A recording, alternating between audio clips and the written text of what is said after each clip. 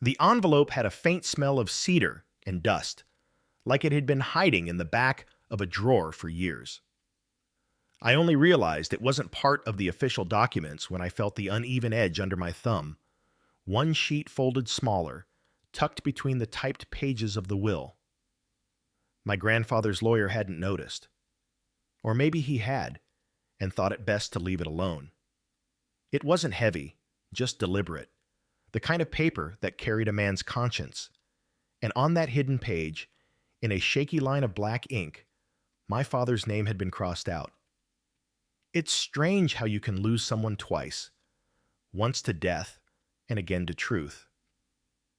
I grew up thinking my grandfather, Walter Reed, was the kind of man small towns quietly worship. He ran the feed store, paid for the high school football uniforms every year, and had that old-fashioned politeness that made people call him sir even when they didn't have to. He died the summer I turned 30. The funeral was held on the hill behind the Methodist Church in St. Helene, Tennessee, under a heat that made black suits feel like punishment. My father, James, stood beside me, eyes hidden behind the same aviators he'd worn since the 80s. He didn't cry. I didn't expect him to. What I didn't know then was that my grandfather's death was just the start, that the real unraveling began in that lawyer's office 2 weeks later, when a name disappeared from a line it was supposed to own. It was a Monday, late morning. I remember because the courthouse clock struck 11 as I parked by the square. The whole town had that slow post-funeral hangover, polite condolences replaced by gossip, casseroles gone cold. The lawyer, Mr. Cormack, looked like a man halfway retired. Suspenders, nicotine fingers, and a voice that rasped when he said my name. "Evan Reed," he said, flipping through the thick envelope. "You're executor now, correct?" I nodded. I didn't feel like an executor of anything, just the guy who happened to live closest. My father had moved to Memphis years ago, and we hadn't spoken much since my mother died. Cormac spread the will out on the desk, the paper whispering against the oak surface. "Your grandfather was thorough," he said. "Property divisions, trust details, the store, all outlined here." My father leaned against the wall, arms crossed. "Let's just get to the part that matters." Cormac's eyes flicked between us. "You'll each receive a copy. The store's been sold to the town cooperative. The house goes to you, Evan." My father shifted. "And what about me?" Cormac's tone softened. "Your father left you personal items, keepsakes." My dad's jaw clenched. "Keepsakes," he said flatly, like the word itself was an insult. I didn't understand the weight of that moment until later, until I found the hidden page. That night, I stayed at the old house alone. The place still smelled like Grandpa's aftershave, a mix of pine and tobacco. Boxes lined the hallway, filled with tools, ledgers, and photographs that didn't make sense anymore. I sat at his desk, the one facing the window that overlooked the barn. The will lay in front of me, still half folded. I wasn't even looking for anything, just reading out of guilt or habit. Then I saw it, a seam where the last page felt thicker than it should have. My thumb caught the edge, and a second sheet slipped out, slightly yellowed, folded twice. It wasn't typed. It was handwritten. And in my grandfather's blocky penmanship, a single sentence sat near the top. "If this page is found, let it be known the name of James Reed is to be removed from this will for reasons I can no longer keep silent." Below that, my father's name had been printed, James Walter Reed, and then crossed out in a single, dark, deliberate stroke. No explanation, no date, just his initials beside it, W.R. I didn't sleep that night. I kept reading that line until the ink blurred. Reasons I can no longer keep silent. I thought about calling my father. Then I thought about burning the page, but I didn't do either. Instead, I put the paper back in the envelope and locked it in the desk drawer. The next morning, I drove into town and found the one person who might know something. Ruth Walker, the clerk who'd worked for my grandfather for 30 years at the feed store. The bell above the door jingled like it always did. The store smelled like grain and molasses. Ruth was behind the counter, sorting invoices with her usual sharp precision. She looked up, surprised. "Evan Reed," she said, squinting. "Haven't seen you in a while.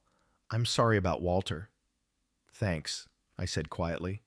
"I just had a question about some paperwork he left." Her hands froze mid-stack. "Paperwork?" "Yeah. Something about the will." Her eyes softened, but there was a flicker. That brief, guilty kind people get when they already know what you're about to say. "What kind of something?" "A page that wasn't supposed to be there." The silence stretched. Ruth looked down, then back at me. "He told me he'd write a letter someday," she said slowly. "Said it was for the truth, not for revenge. I didn't think he actually did." My pulse quickened. "What truth?" She sighed, glancing toward the back office. "Evan, your father and your grandfather stopped speaking years ago. I'm guessing he didn't tell you why." "He said it was about the store," I replied. She shook her head. "It wasn't about the store.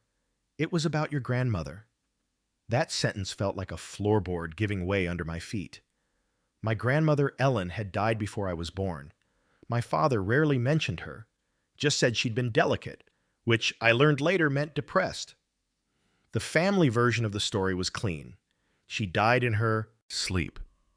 But as Ruth started talking, I realized that story had more holes than memory. "She left a note," Ruth said, voice trembling a little. "The night before she passed.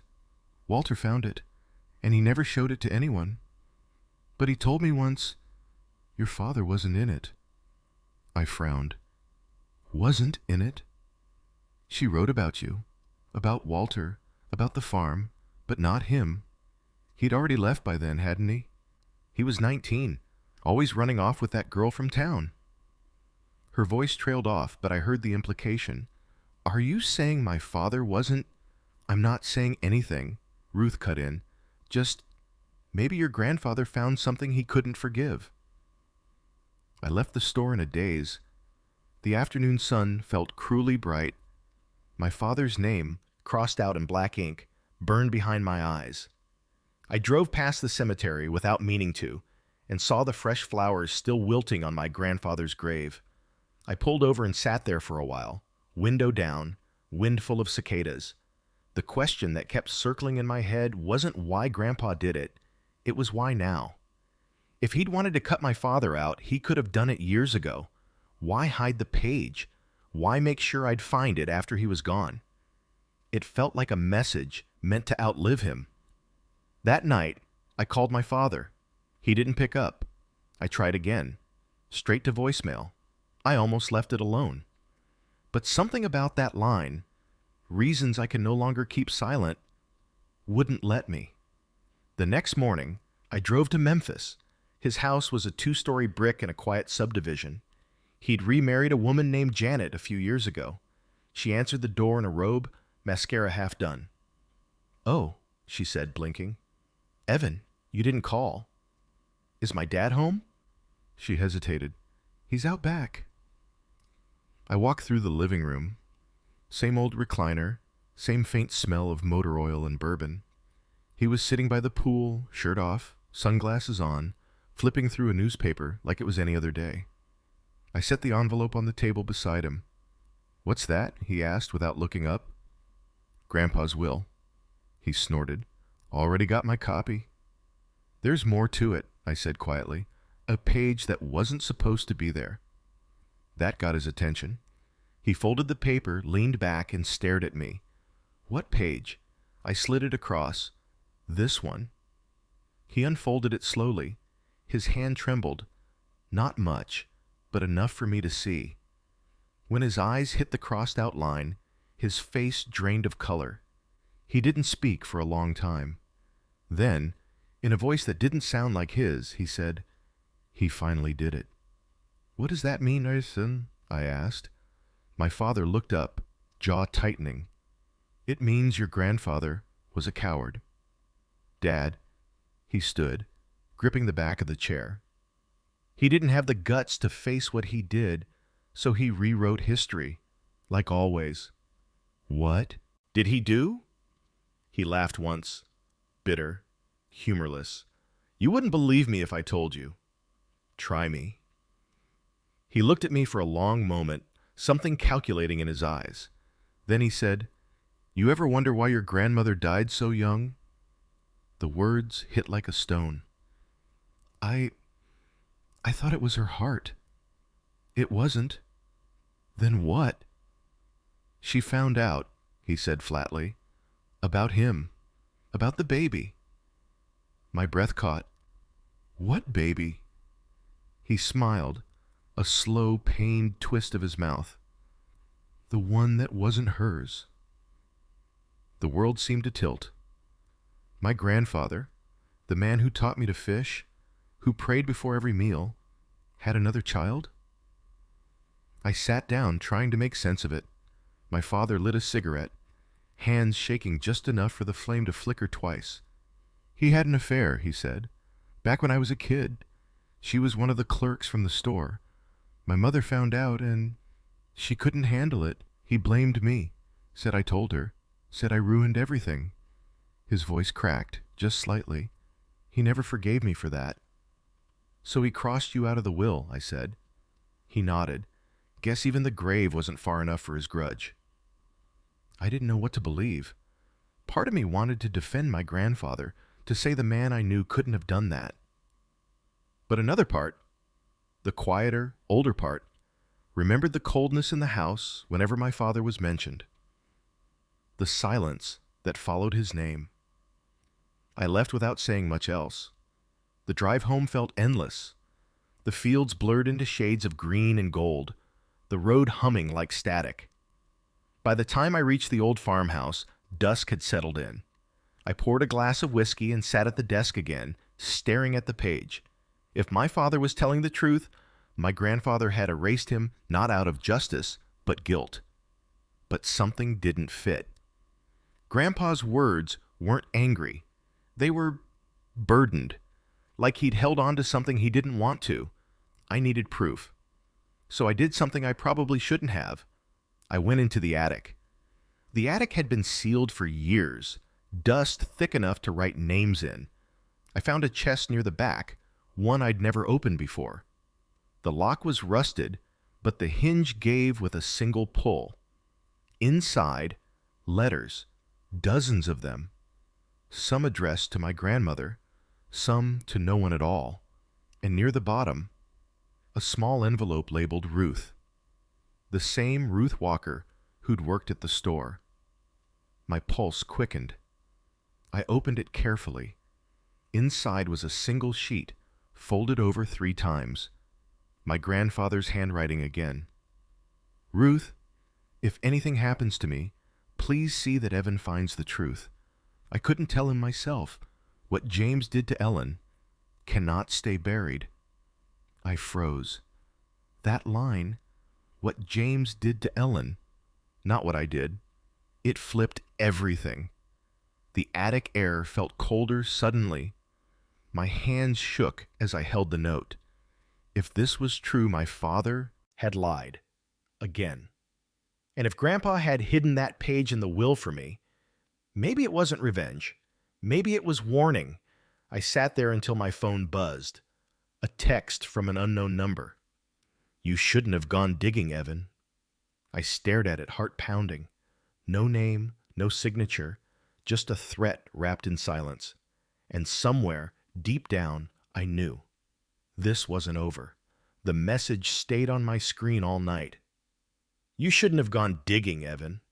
No emoji, no punctuation, just the kind of quiet menace that comes from someone who knows you well enough to use your first name. I didn't reply. I didn't even move. I just sat there in the dim attic, the phone's light cutting a rectangle through the dust. By the time the sun came up, my body felt hollow, like I'd stayed awake in someone else's skin. I made coffee I didn't drink and stared at the yard, where my grandfather's old hound used to sleep in the shade. When I finally picked up the phone again, the message had been deleted. That morning, I drove back to town. Not to the feed store. Ruth wouldn't have texted me that. I went to the courthouse. The clerk there, Martha Collins, had been filing land records since before I was born. "Morning," she said, looking up from her computer. "Back again so soon?" I forced a smile. "Looking for something from the archives." "Property records?"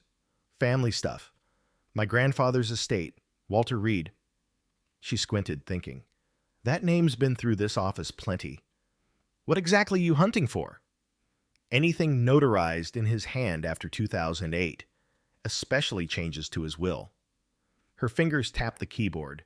The fluorescent lights hummed overhead like bees in a jar.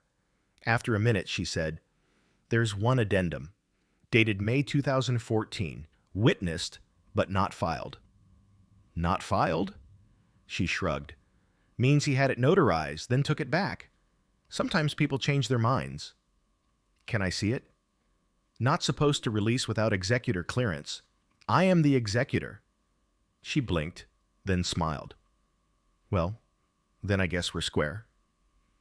She slid a manila folder across the counter. The paper inside had a faint watermark and my grandfather's slanted handwriting in the margin. And there it was, my father's name again, but not crossed out this time, circled, and next to it, in that same uneven pen, "Until he tells the truth, he will not inherit." I took a photo with my phone, thanked her, and stepped outside. The air was heavy, rain in the distance. Across the square, the diner sign flickered, "Eat here," in red neon. I crossed the street and sat in a booth by the window. I kept reading that line, "Until he tells the truth." Not until he apologizes, not until he pays me back. Until he tells the truth. Which meant there was still something I didn't know. I texted Ruth, "Can we talk again?" No reply. So I drove back to her house, a small blue cottage behind the Methodist church. Her car was in the driveway. The porch light was still on. When I knocked, no one answered. The door was unlocked. I shouldn't have gone in, but I did. The house was quiet, except for the tick of a clock. A kettle sat cold on the stove, a cup on the counter, half full, and on the kitchen table, another envelope. My name written in shaky cursive. I opened it with trembling fingers. "Evan, I don't know what your father told you, but you need to see the police report from 1984. Ask for Officer D. Miller. It's still in evidence. Don't trust James. Ruth." There was a single Polaroid folded inside, faded and blurry, but you could still make out faces. My grandfather, my grandmother, and a woman I didn't recognize, a young brunette holding a baby. The date scrawled on the bottom said June 1984, the year my grandmother died. I felt a coldness crawl up my spine. Outside, a car door slammed. I looked through the window. A dark sedan idling by the curb. The driver stayed inside. Couldn't see the face through the glare. I pocketed the note, left the house, and got in my truck. By the time I pulled out of the driveway, the sedan's engine revved and followed. For 10 minutes, we wound through the back roads. The old logging route that cut through the woods. I didn't want to believe it was tailing me, but every turn I made, it made too. Finally, I braked hard near the bridge over Henson Creek. The truck fishtailed a little on the gravel. The sedan stopped about 30 yards behind me. I stepped out. "Who are you?" I shouted. No answer. The window rolled down halfway. A man's voice called back, low, almost bored. "Go home, Evan. You're digging where you shouldn't." I couldn't see his face. Just a wrist. Gold watch, faint scar near the thumb. Then the car reversed, turned, and disappeared down the road. I didn't go home. I went straight to the police station. The clerk at the front desk was a young guy, maybe 25. His badge said Simpson. Officer Miller still around? I asked. He shook his head. Retired 10 years ago. Why? I need a report from 84. Reed family. My grandmother's death. He frowned. We usually don't release old reports without cause. There's cause. I slid Ruth's note across the counter. She told me to ask. He read it, eyebrows rising. Ruth Walker. She's been calling here for weeks. Said she had proof of something about that case. Chief told her to stop harassing the department. I swallowed hard. Did she say what she found? He shook his head. No, just that the wrong person got blamed. Blamed for what? Your grandmother's death. He disappeared into the back room, came out with a dusty folder. Here's what's left. Half the files got lost in the flood of '98. Inside was the original incident report. Case number 84276. Deceased, Ellen Reed. Cause of death, asphyxiation by carbon monoxide. But someone had written something faintly in pencil across the margin. I angled it toward the light. Suspect denied access to vehicle. Husband verified alibi. Suspect. I turned the page. Neighbor, R. Walker, reported hearing argument earlier that night. Victim found in garage with engine running. Evidence inconclusive. The word suicide had been underlined twice, then crossed out. I sat there for a long time, the paper shaking in my hands. The next page was a single photograph. The same Polaroid I'd seen in Ruth's letter, except clearer. The woman beside my grandmother wasn't some stranger. It was Ruth. And the baby in her arms wasn't hers. It was me. I had to step outside. The air felt like syrup, too thick to breathe. If Ruth had been holding me in that photo, then she'd known me since birth. And if that was true, maybe she wasn't just Grandpa's clerk. Maybe she was something more. I drove back to the old farmhouse, every thought colliding in my head. My grandfather's line, until he tells the truth. Ruth's note, don't trust James. And my father's story about an affair. They couldn't all be true. Somewhere in those contradictions was the real reason my grandfather crossed out his son's name. That night, I couldn't sit still. I kept pacing between the living room and the desk where the will still lay open.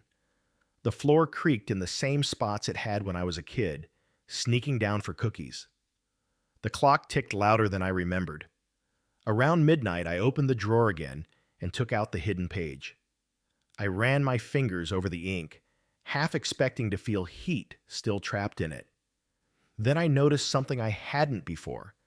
Faint impressions on the back of the page, like someone had written a note on top of it once, hard enough to leave an imprint.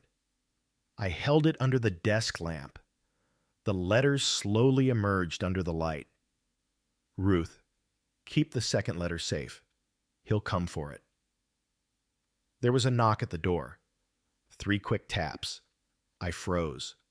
When I opened it, there was no one there. Just a plain brown envelope on the porch. No stamp, no writing. Inside was a copy of the same police report I'd seen earlier, except this one had an extra page. It was a typed transcript of a witness interview dated 2 days after Ellen Reed's death. Officer, did you see who entered the garage that night? Witness, Ruth Walker. Yes. James Reed. Around 10 p.m. Officer, you're sure it wasn't Walter Reed? Ruth, I'm sure. Walter was inside with the baby. My stomach dropped. My father was the last person to see my grandmother alive. I didn't sleep. Every sound felt amplified.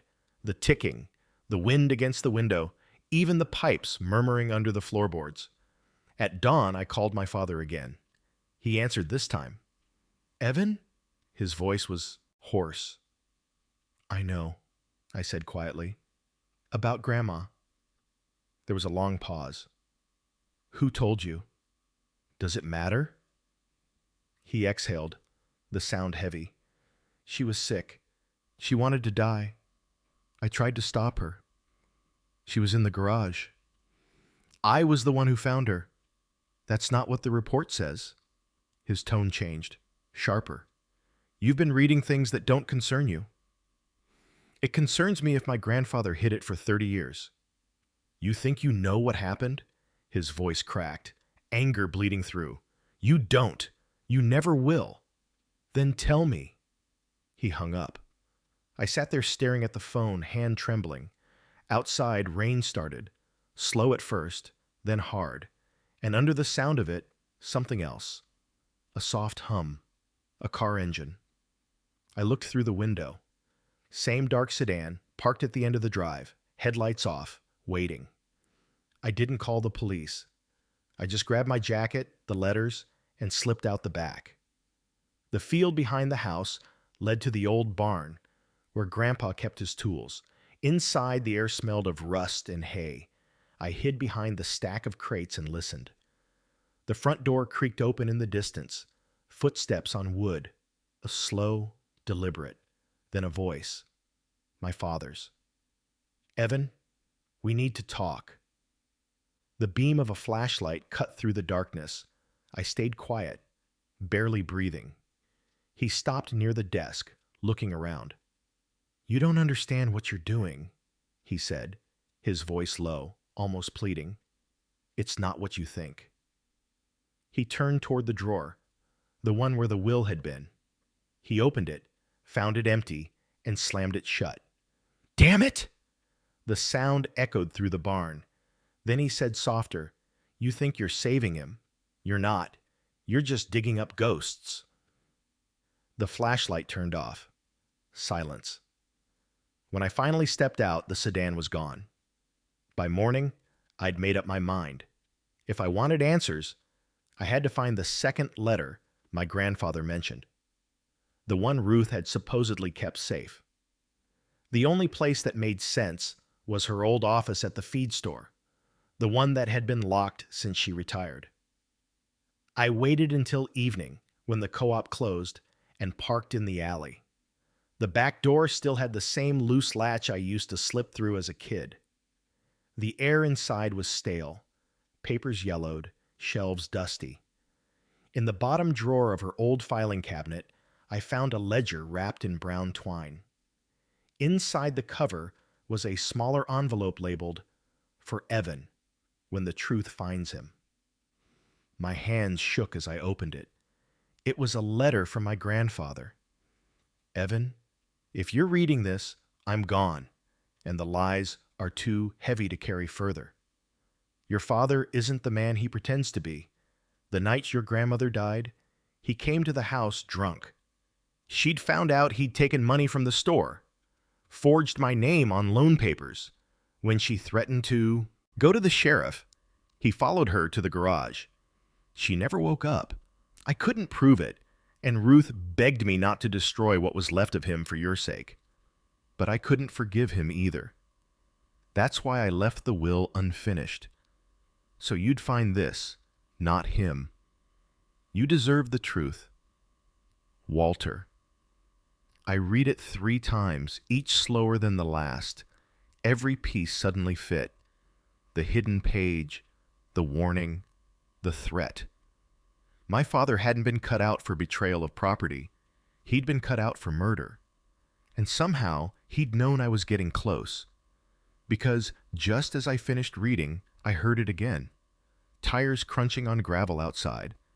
Then the front door handle turning, and his voice, quiet, cold.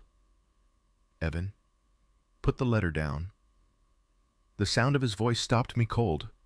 It wasn't loud, not angry, just quiet in that way that means there's nothing left to argue about. The kind of quiet you hear right before something irreversible happens. I froze, the letter still in my hand. Evan, he said again, closer this time, don't make me ask twice. I could hear his shoes on the old wood floor, slow, deliberate. Every step matched my heartbeat. I didn't dare breathe. The barn door creaked wider, letting in a line of pale evening light that sliced across the dust. His silhouette filled it, tall, steady, familiar. My father. But in that moment, I didn't see the man who taught me to ride a bike. I saw the one my grandfather had warned me about. He stepped inside, shutting the door behind him. The latch clicked like a lock on a confession. "Where's the letter?" I slipped it into my jacket pocket. "You don't need to see it." He smiled. Thin, humorless. "I think I do. Grandpa wrote it for me." "Then you've already made your choice." The way he said choice made my stomach turn. "Dad," I said carefully, "it doesn't have to go this way. Just tell me what happened. I'll listen." He shook his head. "You already decided I'm guilty. You're not denying it, because there's nothing to deny."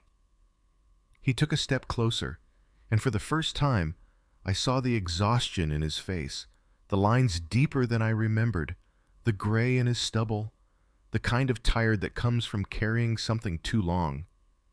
"I didn't kill her, Evan," he said, "but I didn't save her either." He leaned against the workbench, staring at the floor. "That night, she was already in the garage when I got there. The car was running. I thought she was just trying to scare him. To scare me. I didn't know she meant it." He looked up. His eyes were wet. "I tried to pull her out, but she locked the damn door from inside. I broke the window too late. I still smell that exhaust sometimes." "Why didn't you tell the police, hon?" I asked. "Because he told me not to." "Grandpa?" He nodded. "He said it would destroy the family name. Said it was better to call it an accident. He told me to keep my mouth shut and leave town for a while. I did. And when I came back, he looked at me like I was a stranger. I wanted to believe him. God, I wanted to. But the problem was, my grandfather's letter said otherwise. It mentioned the forged loan, the fight, the threat. "Why did she say you took money?" I asked. He rubbed his temples. "Because I did. I borrowed against the store to cover a debt. Thought I could pay it back before anyone noticed." "And she found out." He nodded. "She wasn't supposed to. She went through my papers." "So she confronted you." He didn't answer, just stared at the wall where a line of light crawled upward through the cracks in the wood. After a long silence, he said, "She said she'd go to the sheriff if I didn't tell him myself. I told her I would. I never did." The air between us was thick with ghosts. I reached into my pocket and pulled out the letter. "He knew, Dad. Grandpa knew everything." He didn't even look at it. "Of course he did. He was there." "What?" He straightened up slowly. "He followed me to the garage that night, watched from the kitchen window. He told the police he was asleep, but he wasn't. He saw me break the window. He saw me drag her out, and he still let them think I did it. Why? Because it was easier than blaming her for giving up." For a moment, the wind outside whistled through a crack in the siding. It sounded like a voice, distant, broken. I couldn't tell if he was telling the truth or rewriting it like every man in my family seemed to do. He stepped closer, eyes locked on mine. "Evan, that letter in your hand, it's not the truth. It's revenge. Walter couldn't forgive himself, so he wrote me as the villain. He wanted you to hate me the way he hated himself." He reached for the paper. I pulled back. "Don't," I said. "Give it to me." "No." His jaw tightened. "You think you're protecting him. You're just repeating him." "Repeating what?" "Blind loyalty." Before I could answer, a car pulled up outside. We both turned toward the sound, tires crunching on gravel, headlights cutting through the cracks. He looked at me. "Who else knows?" "No one." He nodded once slowly. "Then you need to go. Now."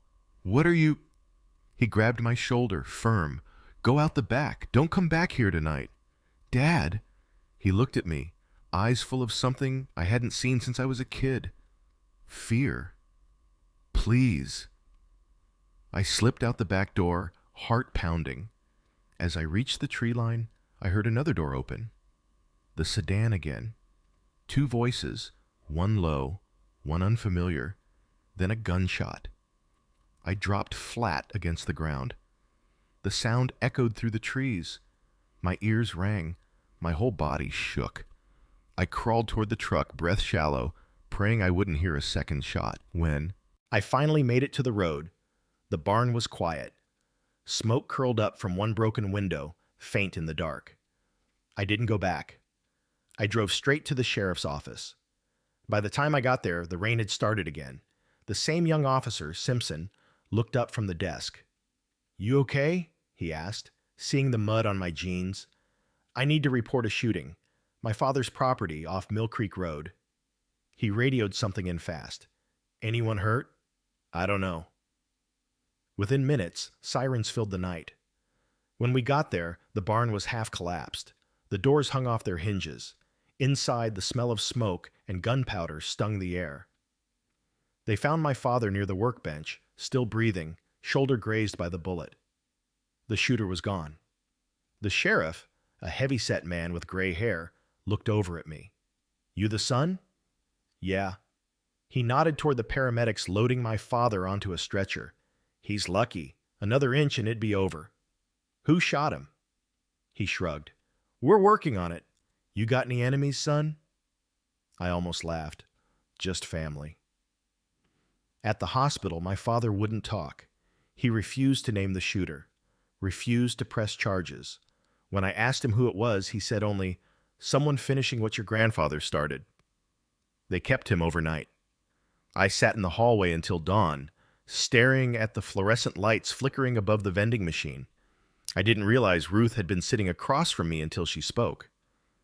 "You look like him, you know," she said softly. I blinked. "Ruth?" She nodded, frail, eyes red. "You shouldn't have come back here, Evan." "I could say the same to you." She smiled sadly. "I never really left. I was just waiting for the truth to find the right ears." She reached into her bag and handed me a small cassette tape, the kind you use in answering machines. "What's this?" I asked. "Your grandmother's voice. She recorded it the night before she died." I froze. "How did you, She left it at the store. Walter gave it to me to destroy. I couldn't."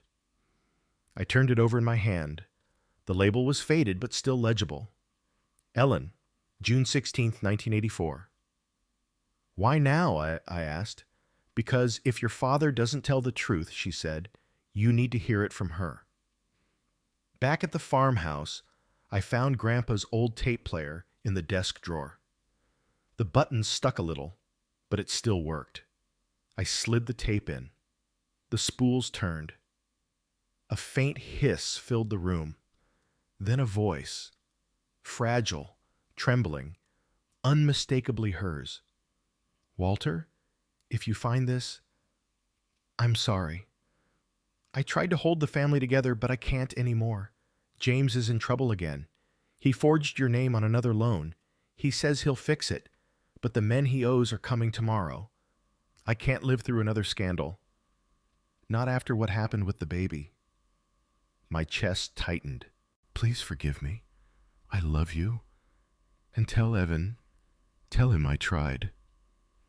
Then silence, and then, faintly, another sound. The door opening, footsteps, a man's voice, my father's.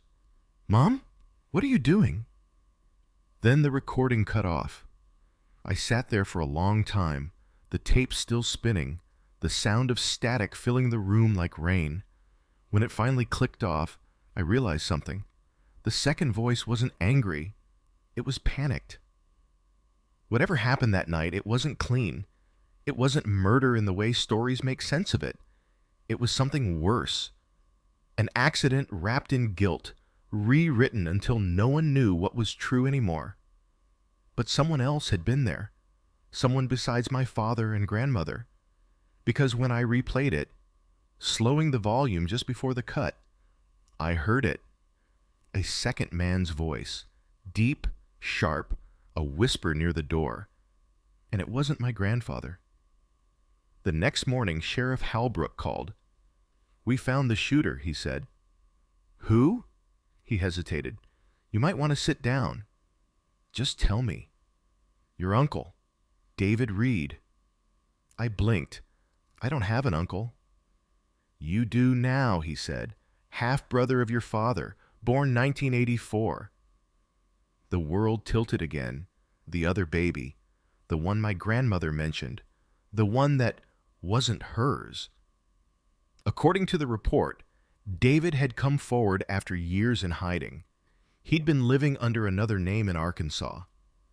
When he heard Walter had died, he came back, claiming his share of the estate, saying the will was forged.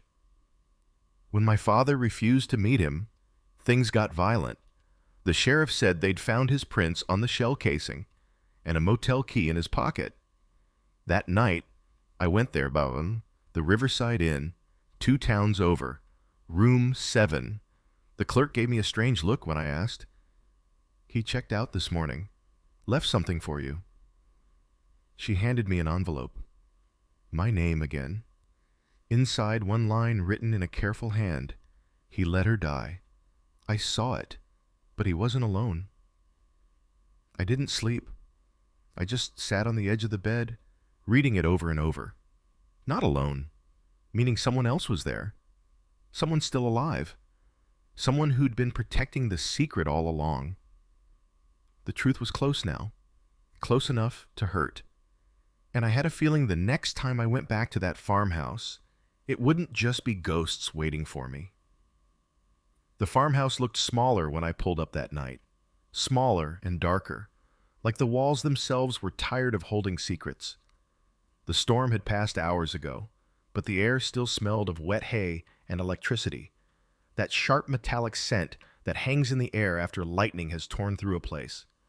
The porch light was on. I hadn't left it that way. For a minute, I sat there in the truck, engine idling, headlights sweeping across the yard. A curtain moved in the upstairs window, just a flutter. But it was enough. Someone was inside. I killed. The lights and the engine. The world went still. The front steps groaned under my boots, the sound swallowed by the wind. The door creaked open without resistance. The living room was how I'd left it. The half-empty glass of whiskey, the papers, the old tape deck still on the desk. But the air felt wrong, lived in. Then I saw it. Footprints. Hamud, faint, leading from the back door toward the stairs. I followed them, one hand on the banister, the other tight around the small flashlight I'd pulled from the glove box. Halfway up I heard it, a floorboard shifting. Slow. Careful. "Dad?" I called out. My voice came out lower than I expected. No answer. I reached the landing. The hallway stretched ahead, narrow, the wallpaper peeling like old skin. At the end, the door to my grandfather's room stood open, swaying slightly. Inside, the smell hit me first. Smoke, faint and sweet, like a candle snuffed out. Then the shape. A man, sitting in the chair by the window. "David?" I said. He turned. It was him. My uncle. Or half-uncle, I guess. The resemblance was faint, but there. The same jawline as my father. The same gray eyes, but rougher, harder. "I knew you'd come back," he said.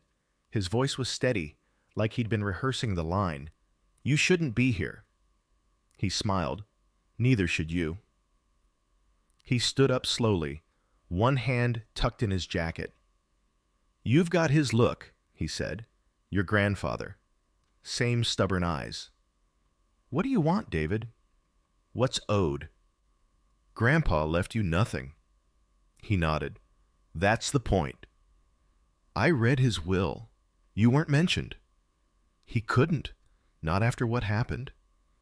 I took a step closer. "You mean after my grandmother died?" His eyes flicked toward the window, then back to me. "She wasn't the only one who died that night." My stomach tightened. "What are you talking about?" He reached into his jacket. For a second I thought it was a gun, but it was a photo. Old, curled at the edges. He handed it to me. It was a baby. Dark hair.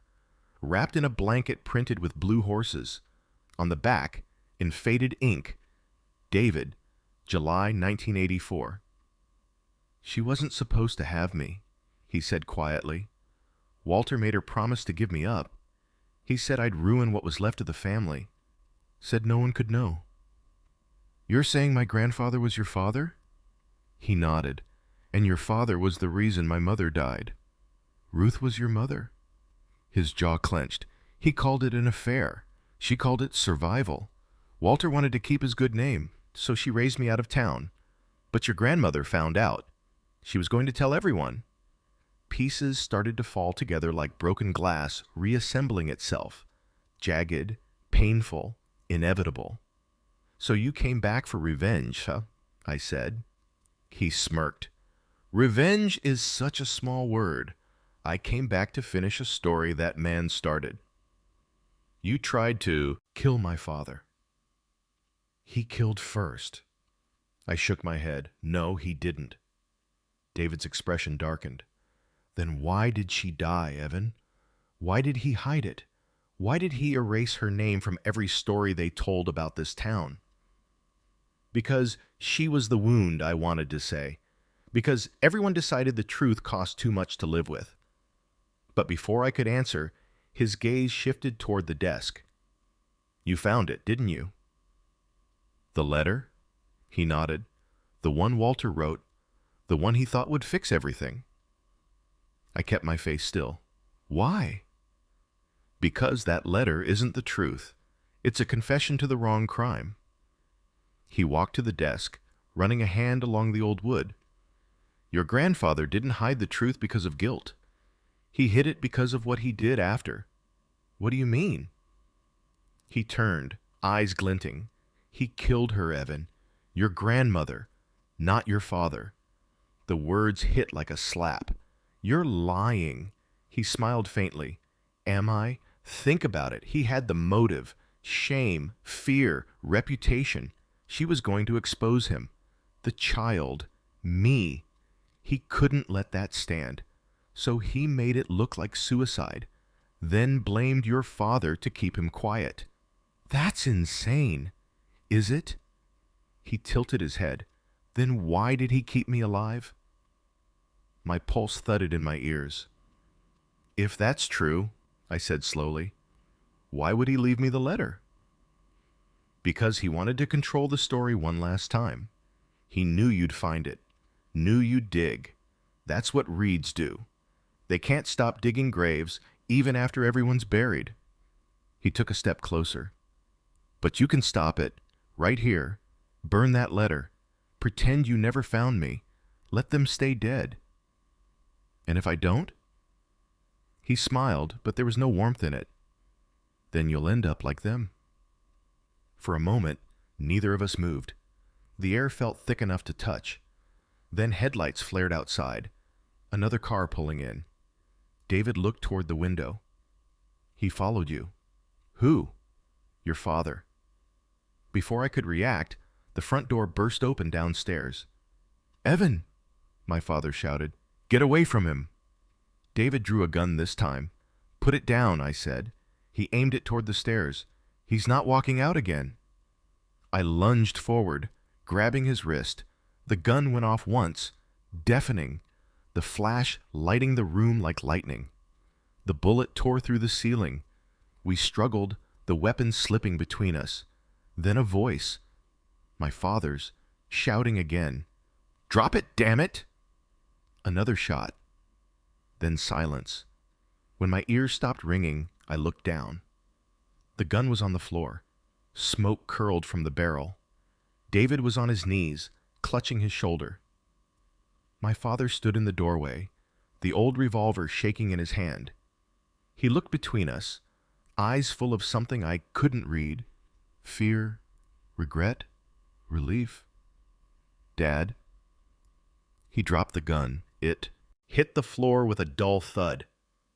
"I didn't come to kill him," he said. "I came to end it." He staggered against the wall. "I wanted to tell you everything, but I didn't know where to start." "Then start now," I said quietly. He sat down heavily on the bed. "He's right about one thing. he said, nodding toward David. Walter did kill her. Not with his hands. With his silence. What do you mean? He found her that night. Alive. Barely. He told me not to call for help. Said we had to make it look clean. No scandal, he said. So I did what he told me. I left the car running, and we walked away. When I came back, she was gone. His voice broke. He told me if I ever spoke of it, I'd lose everything. My name, my son. So I kept quiet. Until he cut me out. Until now. I couldn't tell if the tears in his eyes were truth or practice. Maybe both. David leaned against the wall, bleeding, pale. You both deserve each other, he muttered. One kills with lies, the other with silence. My father looked at me. Call the police. I hesitated.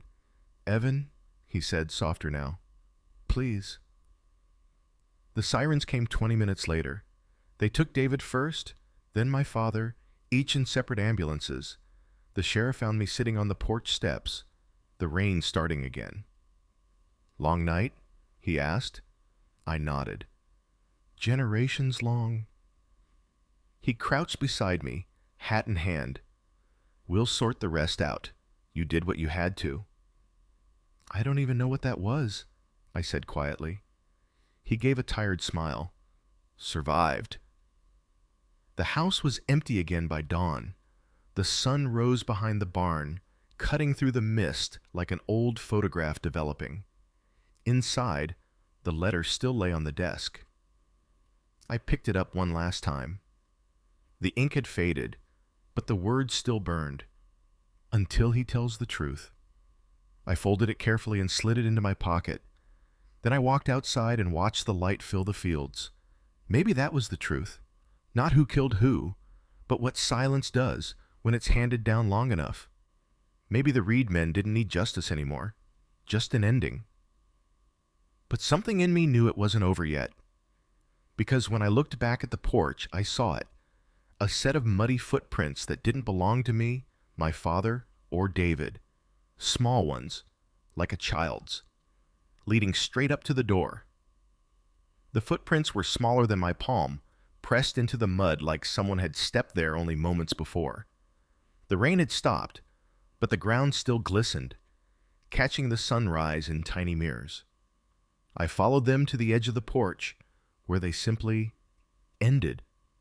Inside, the house had that deep, exhausted silence of a place that's seen too much. The will, the letters, the smoke stains, every object felt like it was waiting for me to decide what part of the story would survive.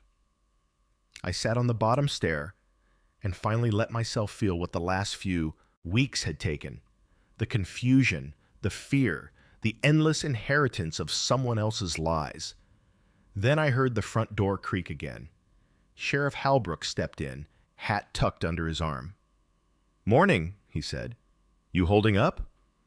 I nodded, though my voice didn't catch up right away. "We processed the scene," he continued. "David's stable. Your father's going to make it too. Said he wants to talk." "About what?" "Everything." He handed me a clear evidence bag. Inside was the photograph David had shown me. The baby in the blue horse blanket. "We found this under your grandfather's bed," Halbrook said. "There's something written behind the ink, like it was etched over another note. Thought you should see." I turned it under the light. Faint pencil lines revealed themselves. "Evan, when you're ready, find the safety box under the floorboards. Not all of me is gone. W." The floorboard was in the hallway, the one that always squeaked when I was a kid. Under it sat a tin box, rusted at the hinges. Inside, an old key, a folded letter, and a small audio cassette labeled Confession, July 1984. My hands shook as I placed it in the same tape deck I'd used for my grandmother's recording. The tape clicked, hissed, then my grandfather's voice filled the room, steady but cracked. "If this is found, I owe the truth. Ellen didn't take her own life. I found her in the garage after the fight. She'd passed out, James was gone. I should have called for help, but I didn't. I thought it was mercy. I told myself it spared her pain. I buried that lie and punished my son instead, thinking if I erased him, I could erase myself. I couldn't. Then a long breath. Ruth helped me raise David. She kept the secret because she loved me once, and because she loved the boy more. If he ever comes home, tell him I'm sorry for all of it. The tape ended with a soft click. By the time I reached the hospital, my father was awake. Tubes, bandages, monitors, the whole sterile hum of machines filling in the silence. He turned when I entered. "You heard it, didn't you?" I nodded. He looked away. I used to hate him for cutting me out. Now I almost understand. "You don't need to," I said. "You just have to stop hiding behind what he did." He gave a small, tired laugh. "Reed men don't stop hiding. We just run out of places to do it." I pulled the letter from my pocket and set it on the tray beside him. "Then let this be the last one." He stared at it a long time before whispering, "Keep the house. Sell the store. I'm done with this name." The next week blurred by in statements, depositions, reporters. The sheriff called it a family dispute turned historical revelation. The town called it gossip. David pleaded guilty to aggravated assault, then asked to see me before he was transferred. He sat across the table, in the county jail, arm in a sling. "You got what you wanted," he said. "Truth." "I got pieces," I said. "Truth's just what's left when everyone else stops talking." He smirked. "Maybe, but now you know whose blood you carry." I met his eyes. "All of theirs. The good and the bad." He nodded once. "Then maybe you'll do better with it." Back at the farmhouse, I boxed up the papers, the recordings, the letters, everything that had built and broken the Reed name. I drove them to the river, the same one that cut through town like a scar. The current was slow, brown with silt. I opened the first box and let the pages drift out one by one. The ink bled fast, vanishing before it reached the bend. When the last page slipped away, I felt something unclench inside me. Not forgiveness, just space. Weeks later, I started fixing the house. New floorboards, fresh paint. I kept one thing from the attic. A single photo of my grandfather holding me as a baby, his expression unreadable. I framed it on the mantel, not as honor, but reminder. One night, as I locked up, I noticed something at the edge of the yard. Those same small footprints, pressed into the dirt again. But when I followed them this time, they led only to the old oak by the fence, where a stray kitten sat, pawing at a fallen branch. I laughed. First time in months. Maybe the house was finally breathing again. Before bed, I wrote one last letter. Not to my father or David, but to whoever came after me. If you find this, know that our name was built on silence, and silence is a kind of inheritance too. Break it. Love, Evan Reed. I folded it, slipped it into the same cedar-smelling envelope that started all of this, and placed it in the drawer. Maybe someone would find it decades from now and think it was just another mystery. Maybe they'd read it and decide not to repeat us. For once, that felt like enough. If this story moved you, subscribe for more real-life confessions and emotional journeys like this one.